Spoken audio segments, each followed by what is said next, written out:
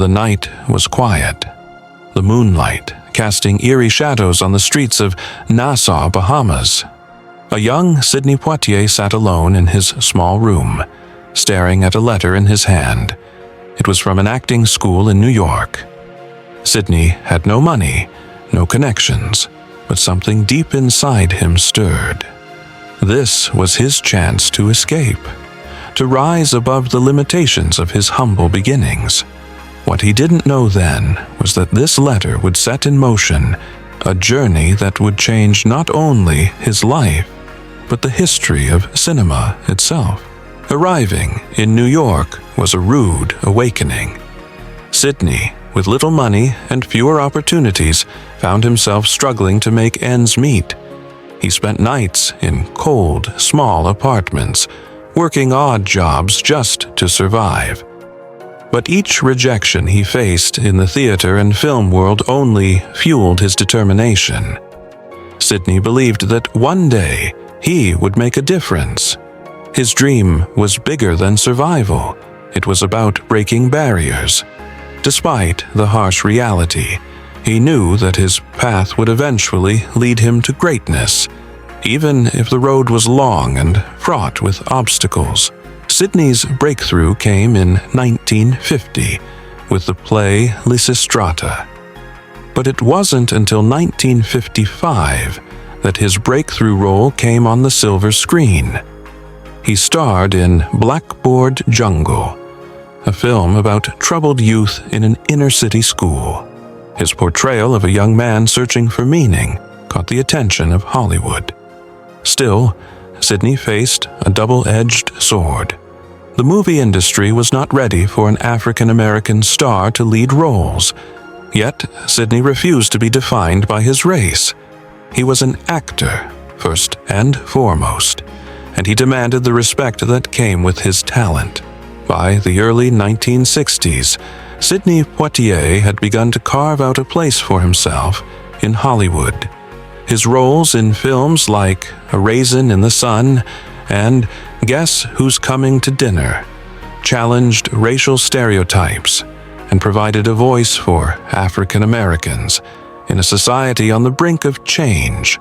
Still, Sidney was often asked to portray the good Negro in films, a role he didn't always accept. He wanted to be more than just a symbol of racial progress. Sidney was determined to redefine the way the world saw African Americans on screen. It was in 1963 that Sidney Poitier became a household name, and with it, the possibility of a new kind of representation. In Lilies of the Field, Sidney took on the role of Homer Smith, a handyman who helps a group of nuns build a chapel. The film itself was a success, but it was Sidney's performance that captured the attention of the Academy.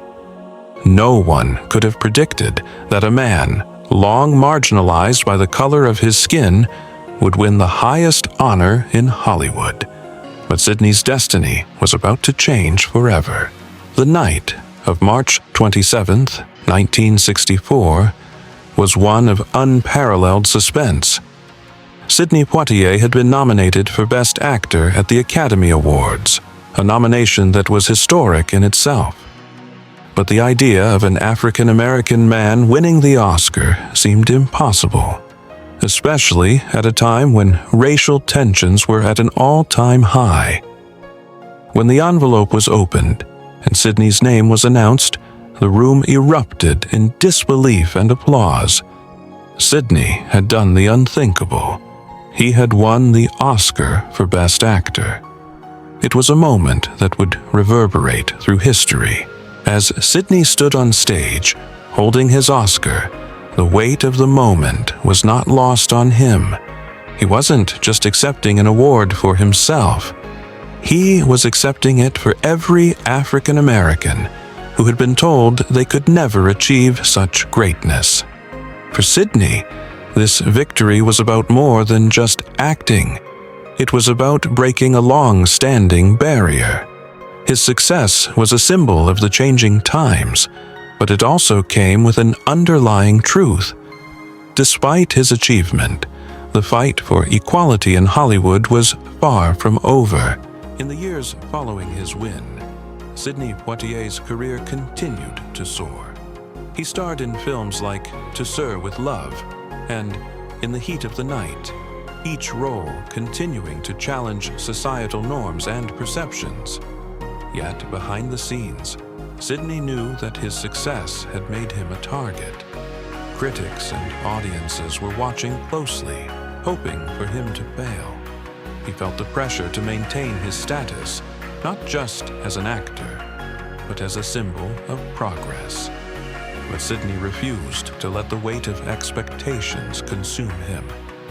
He had already proven that he was more than capable. Sidney Poitier's success did not come without sacrifice. He had broken a glass ceiling, but it was a painful journey. He had to constantly fight against the stereotypes and biases that sought to diminish his achievements. In interviews, he would often speak of the pressure to represent all African Americans, a burden he did not take lightly. Yet, through it all, Sidney remained humble. His focus was always on his work and the impact his roles had on those who watched them. He knew that every performance could change a life, challenge a mindset, and push society forward. As time passed, Sidney Poitier's legacy was cemented not just as an actor, but as a trailblazer for future generations.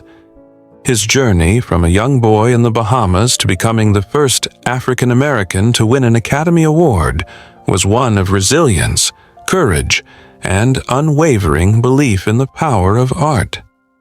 Sidney Poitier had not only changed the face of Hollywood, but had also given hope to millions who felt unseen and unheard.